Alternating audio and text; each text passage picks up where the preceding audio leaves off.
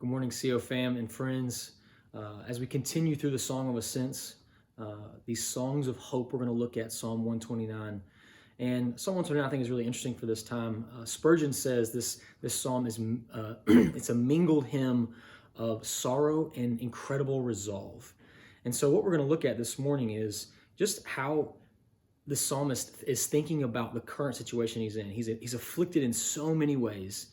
And he says, let Israel say, I've been afflicted from my youth, yet they haven't prevailed against me. So he's in a moment in a season of affliction. In verse 3, he says, the plowers plowed on my back and made long their furrows.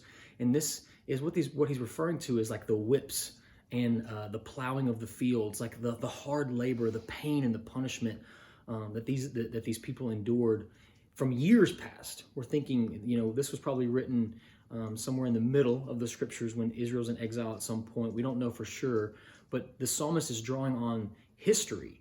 The Israelites in Egypt or in the promised land being surrounded by the enemy, being afflicted in so many different ways.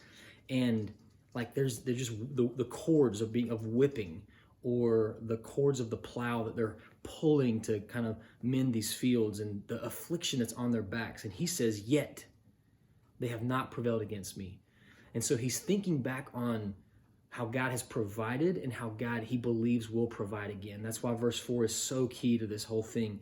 The Lord is righteous. He has cut the cords of the wicked. And that's really powerful because it says God is righteous and he has cut the whips. He has cut the cords that have entangled us to the plow.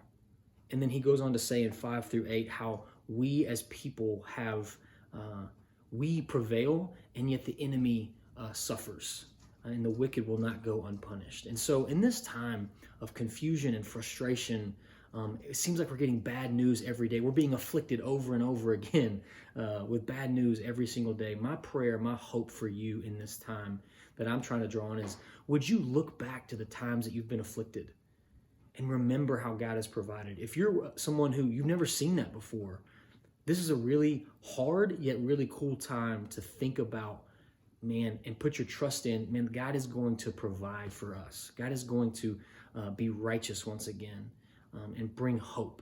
And so as you guys continue to listen to these, as we continue to move forward, go check out the cosandiego.org webpage. Share your story. Follow us on YouTube as well as Instagram, and we'll see you tomorrow.